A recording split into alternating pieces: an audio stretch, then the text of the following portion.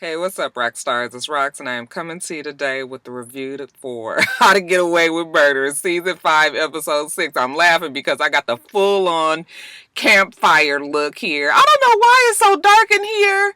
You know, the sun is playing games. It's hating on me. It's 8:30. The sun should be out, and it's not. And so I got, like, the light from my phone flashing on my face.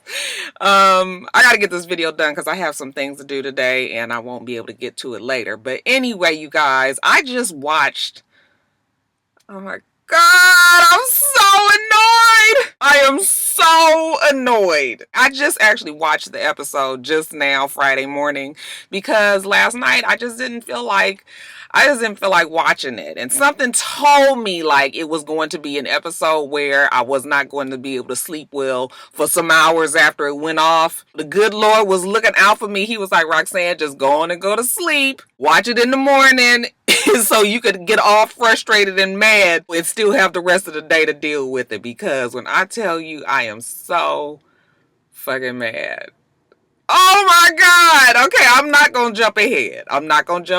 I'm just saying, if you guys saw the show last night, I'm sure you know what I'm talking about. If you haven't seen the show yet, you are going to understand my frustration by the end of this review, and we can all commiserate about it, you guys. I am going to do the review in out of order. I like when they do very separate stories on the show. It's much easier for me to review. So I am going to put all of the stories or all the segments that are related to each other together, and it'll make my review much easier to get through quicker, and we can get to the reason why I'm so fucking mad. Oh my God, I'm so mad. Anyway, you guys, the review. Let's get to it, shall we? It is really dark. I'm sorry, you guys. Just listen to the review. Y'all probably gonna be mad watching this. Okay, so the show starts. It opens with the reception. Okay, of course, everybody is partying, having a good time. We see Miller. He out in the car. He has a ring in his pocket. That's right, you guys, an engagement ring. I was just like, Miller, you feeling it like that? Child, y'all keep on saying y'all don't trust him, but I was just like, I'm trying to tell y'all, Miller is ride or die. He calls Bonnie. Of course, Bonnie is in the reception. Excuse me. And actually, he doesn't call her. He texts her and he says that can she come outside? That he wants to talk. I said, oh. Bonnie went to bottom. Now you just done killed somebody, but you about to get engaged. Now, which life you gonna choose?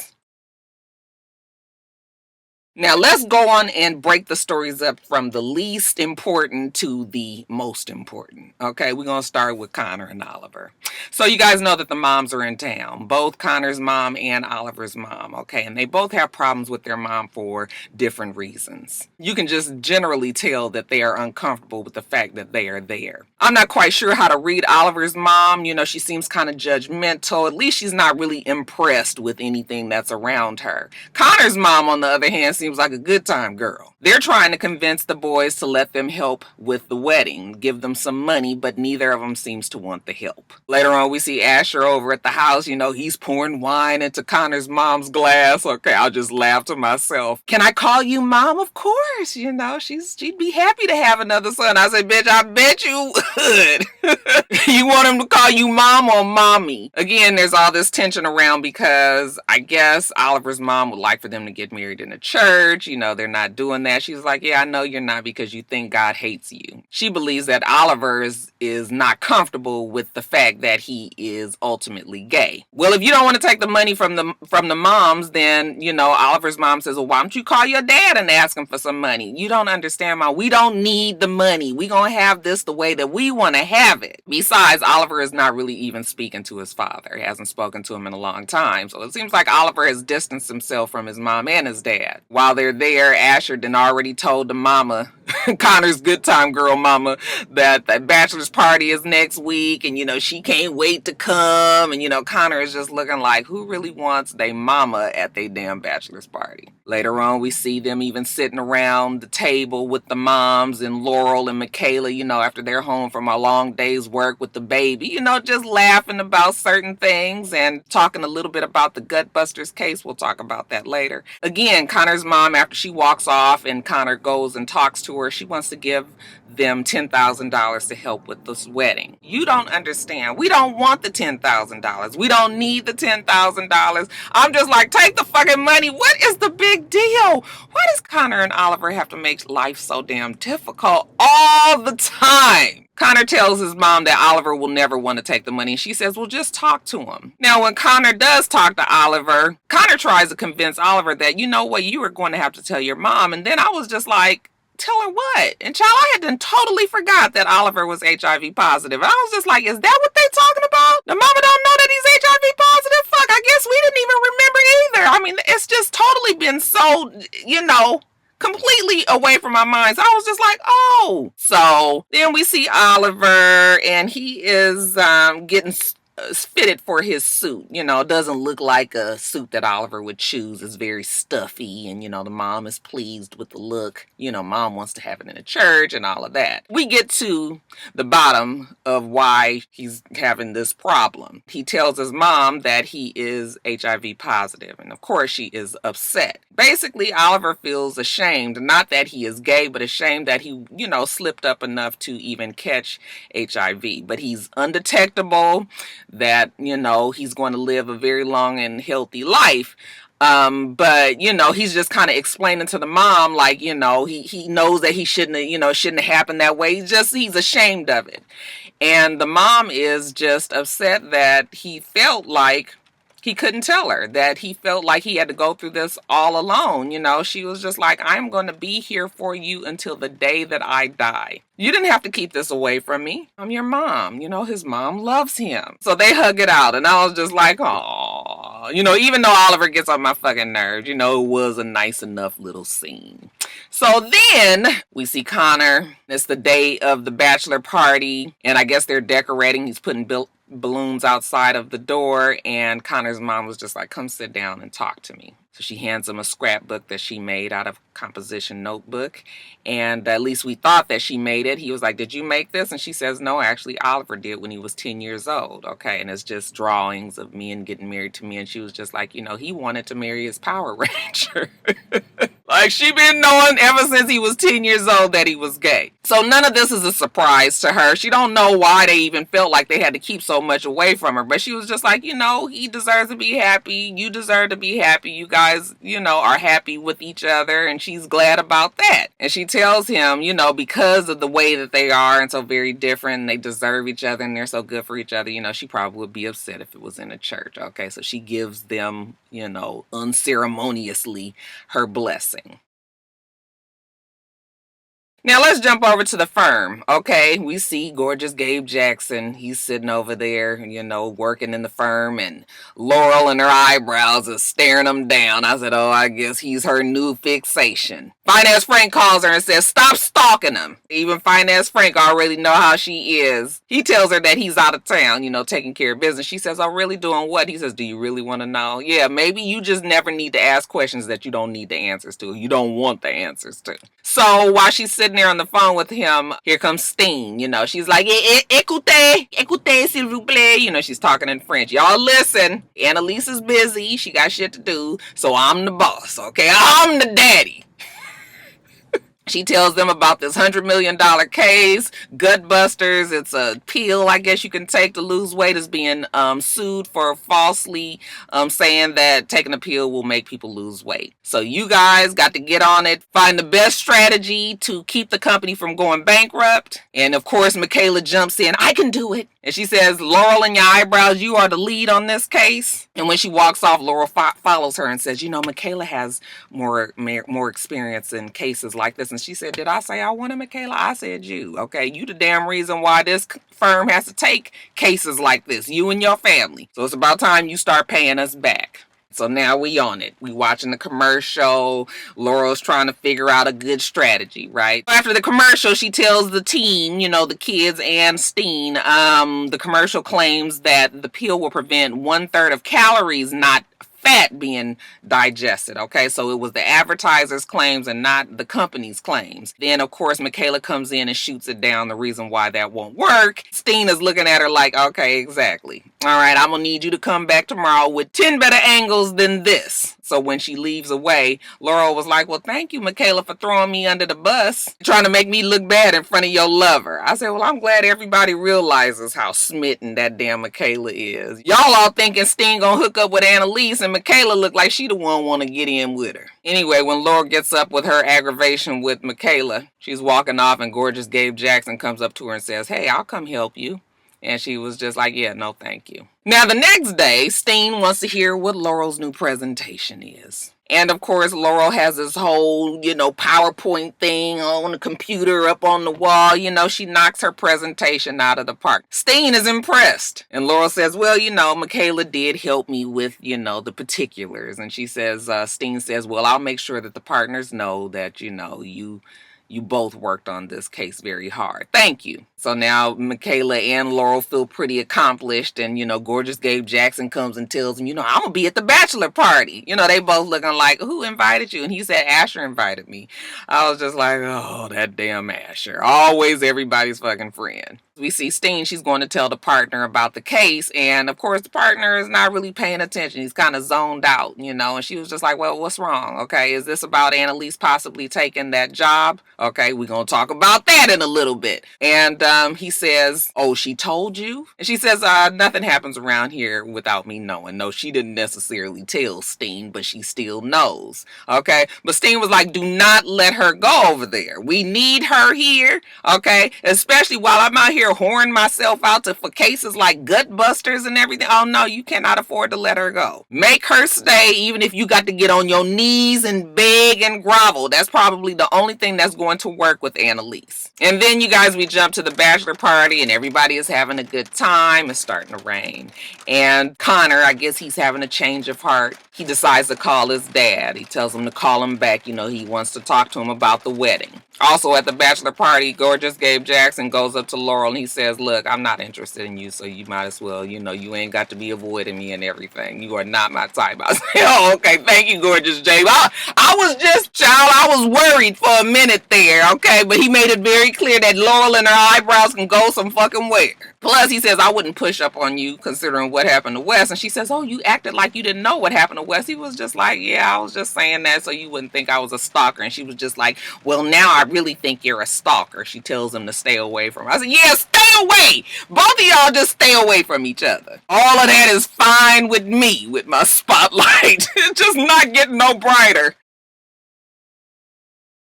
Now let's start getting to the nitty gritty of the show. Okay, Bonnie. Remember, Bonnie has gone to go see Julie.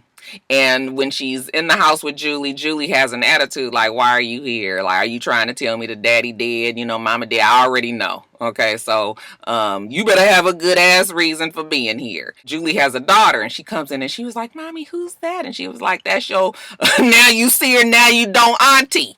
Okay, and like I said, she better have a good reason for being here. And at the same time, we see Annalise talking to fine ass Frank, like, who is the baby's daddy? Talking about Julie's daughter. Okay, and fine ass Frank was like, some deadbeat man, he ain't even been around, we ain't got to worry about him. And Annalise was like, you didn't let Bonnie go there, and it's a girl there. Like, she's never going to want to leave. Now, Bonnie is going to feel like she has to protect this little girl. And he says, well, Miller is with her. She's going to be fine. That's the best that fine ass Frank can do. Okay, and sure enough, we see Bonnie. She goes back out to the car where Miller is waiting, and she tells him, look, my sister has a daughter there. It's going to take a little bit more time. Basically, you can take it on back to where you came from.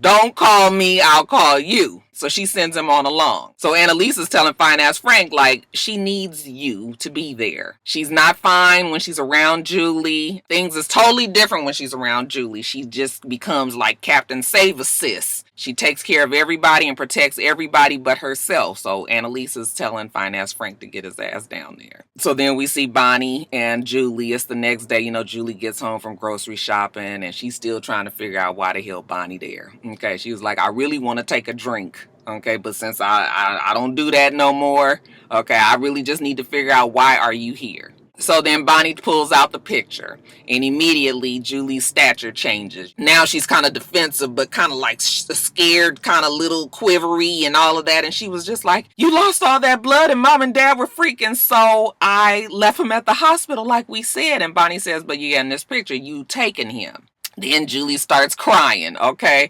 The daddy had done beat it out of her. When she got home with the baby, they took the baby and they told her that if she said anything to Bonnie, that they was going to kill her. So, Julie is still trying to convince Bonnie that she was trying to protect her. She's crying all in Bonnie's lap and hugging her, and Bonnie just kind of looking around. I said, ooh, I think that's Miss Cold Ass. And Miss Cold Ass does call Annalise and says that she's not too sure if she believes Julie. She's going to stay a little bit longer to figure it out. And of course, that is not what Annalise wanted to hear. So she's talking to Annalise on the phone outside of the house. And then Julie is coming out because a car pulls up, little raggedy old ass Maxima look like. Julie knows Bonnie so well. She says, let me guess, Annalise. Bonnie is like, well, where are you going? And she was just like, girl, don't worry about it. Okay, right now I want to do some damn drugs. Okay, so you would be happy knowing that I'm leaving right now. Bonnie also gets a call from good old Miller. He's so worried about his girl. He wants to come down there and rescue her. I said, Miller, if anything Bonnie does not need is rescuing.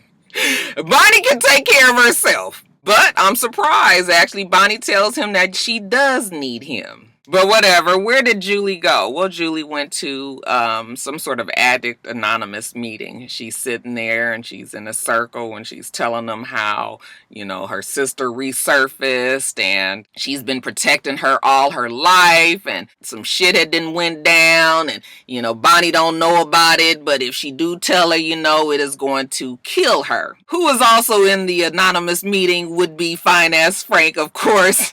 Everybody need a fucking Fine Ass Frank in their life, okay? He over there recording. I said, now Fine Ass Frank, how you know the lady was gonna be there? Anyway, he's recording the conversation. Later on that night, back at Julie's house, Bonnie brings a box into the kitchen and she says, why do you have this? It's a gun. It's unregistered. The serial numbers don't come up in the database. If the police finds out about this, they will come and they're gonna take your daughter and everything. And she was just like, please, I live in the ghetto. That's why I have a fucking gun. Ain't no man here. My daughter's the reason why I haven't taken that gun and blew my brains out. Excuse me if I feel like I need to protect us around here. Bonnie says, well, you talking about your kid. What about my kid? Julie says, we don't know if anything bad happened to him. And she says, but they sold him. Do you think the people that bought him have the best motives? They sold him. Do you think the people that bought him has the best intentions? Julie says, well, we can find him. At the same time, Fine Ass Frank is letting Annalise listen to the recording from the addiction meeting, and Annalise got so much other shit that we gonna talk about in a minute. She got so much other shit on her plate. She's like, listen, Fine Ass Frank, you are there. You gonna have to make the judgment call on this one. Figure it out. So Fine Ass Frank lets Bonnie listen to the recording. And then he tells her how Julie was arrested about a year after the baby disappeared. She was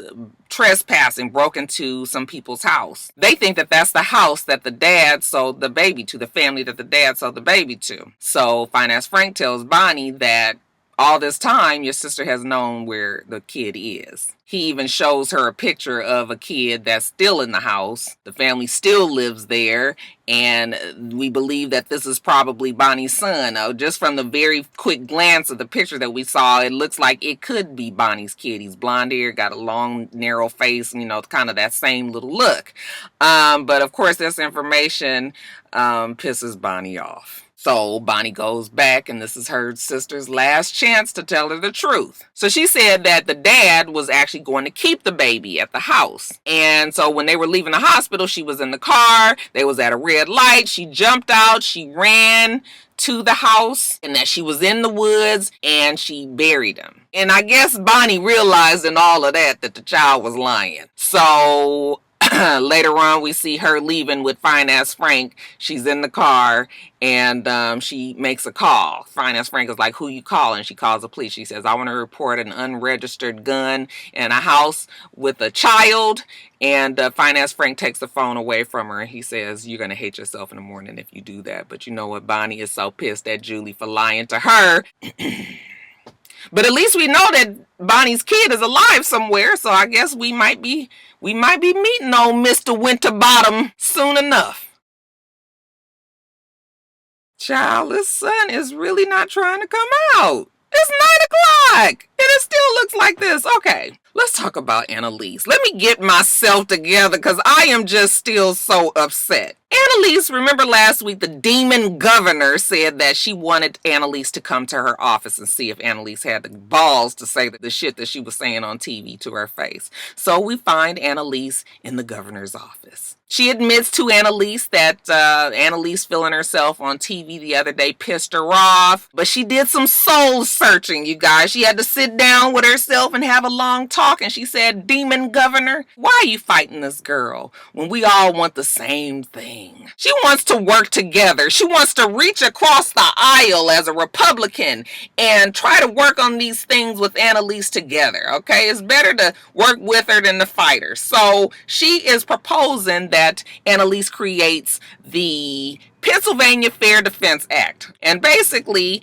this is a drafting of a bill that will cut the population in prison 50%. And Annalise was like, "Girl, I don't need you to do that. I'm already doing that." And the demon governor was like, "Not with the state behind you, not with the power of the government behind you. Okay, we can make things real easy or we can make things real hard." And Annalise was like, "Girl, I already got a job." And the demon governor was like, "I can get you out of that firm. That ain't nothing. And you can bring them damn kids with you. So what I'm saying here is you can have all that you have over there over here with my support, and go on home and think about it, but don't think too long. You got 2 days, and then you need to let me know what your decision is." So then we see Real Nice Nate, and he's talking to his father, and Real Nice Nate daddy wants to write an apology letter to the family of the victim that he killed. Real Nice Nate is trying to convince him, maybe, you need to leave it alone. It's been 30 years. You did your time. But Real Nice Nate daddy insists he wants to do this. So then we see Annalise. Okay, she's back at her office at the firm, and it looks like she has drafted a bill. Okay, she kind of looking on at it proudly, and then in walks the door the partner. So she's about to hide it away. He said, "Oh no, you ain't gotta hide it away, because I already know about it, boo-boo. I already know that you went and met with the demon governor behind our back. What do you want, Annalise? Do you want more money? You signed a contract, okay, and I will sue your ass if you leave." Now he getting real loud. Annalise was like, "Bring it on down, son. Okay, you sue me and I'll sue your ass for harassment, and I got a whole bunch of people out there looking, because all the students and everybody is looking on. You don't need them kind of problems with your whole misconduct going on. I'm sure you don't, right?" He was like, "Look, I put my fucking neck on the line for you. I've been protecting your ass the whole time that you've been here." And she said, "Look, I appreciate the fact that you did what you had to do to get me here, but I am one woman. I got to do what I got to do. I have a mission. I have a cause out here to protect the people," and yada, yada, yada. I said, "Oh, Annalise, what is happening here?" Basically, she is trying to convince him that she can't forget her bottom line, and I understand that. I honestly do. Annalise doesn't trust people easily, okay. But I'm really just like, you cannot be considering going to go work for that damn demon governor. But she tells him, "When I make my decision, I will let you know." Child, the sun is finally trying to come out. Put my phone down. Now, Real Nice Nate comes and talks to Annalise, and he's just kind of saying how he wants to help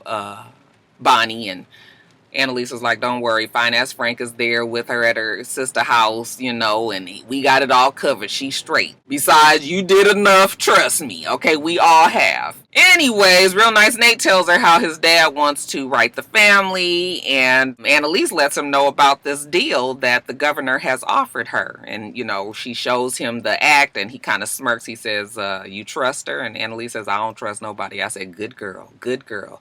Keep that same energy, Annalise. Don't you trust that bitch." But I must admit that I was a little worried when Annalise said that the demon governor was on their side. I said, no. Now, I can see that that's not what the case is. So I was still a little worried. Now, the next day at the firm, the partner comes in, and Annalise was like, "Oh, sorry, you here to apologize?" He was like, "Oh, no, actually, I was here for your apology." "Okay, well, you ain't getting that today. It was just a little jokesy, damn." He's trying to get Annalise to change her mind. "Listen, I'm telling you, you cannot trust the governor, okay? She gonna get you over there. She gonna promise you all these things, and then she's going to bury you in bureaucracy. Okay, trust me, they do it all the time in government. Don't trust her." So he done gave Annalise a little something to think about. So she calls the governor, and she says, "Look, if I come over there and work with y'all, I'm going to need a guaranteed budget." I said, "Well, girl, you definitely going to need that, because, honey, working for local government for many, many, many years, I can tell you that you can be promised many things, but if it don't show up in that budget, if it don't come down them account strings, and you got some fucking money somewhere, then many times things don't happen the way that they promised. So the demon governor says that she will get on it, okay, see what she can do. And Elise says also, I want a pardon for Real Nice Nate's daddy. He's supposed to be going to a mental facility, but he would much rather go and live with his son, Real Nice Nate. And the demon governor was like, well, you sure asking a lot, ain't you? Well, you the demon governor, ain't you? Can't you do it? Give her a pardon. And she says, well, you know what? I'm going to talk to the parole board and everything, and I'm going to let you know what I can do. At the same time, we see Miller telling Real Nice Nate that they have expedited Real Nice Nate daddy's transfer, that he's going to a mental facility, the best in the state, in a day. It's all happening because Miller is working hard to help Real Nice Nate, so you got that, Real Nice Nate looks very relieved. Then he asks him, how's Bonnie? And he says, well, she's got just a bad case of the flu, but she's okay. And Real Nice Nate says, oh, okay, good. All right. So Annalise goes back and she meets with the partner. Now the partner is trying to try a different angle. He was very upset with Annalise, but maybe he needs to be a little bit more open. He can agree that he hasn't been the most forthcoming about what's going on in the firm. She was like, you ain't got to tell me nothing. He was like, yeah, I know I don't, but I still would like to. Okay. As far as his misconduct case, it wasn't any sexual harassment. He didn't rape anybody. He wasn't inappropriate with anybody. It was all because he had fallen in love with the client. And the misconduct title was put on him because that was the way the firm decided to protect themselves. I'm not a bad guy. I'm not the enemy here. I want to help you. Let me help you fight this fight. I'm going to always have your back. I'm going to be there for you. He is really just trying to put it to Annalise like, I'm your dude. Like, I'm really trying to help out here, because Annalise, all she could think is that the governor probably will pardon Real Nice Nate's daddy. So, he didn't put it all out on the line and let Annalise exactly know why she should not leave. That's why I'm so annoyed, guys.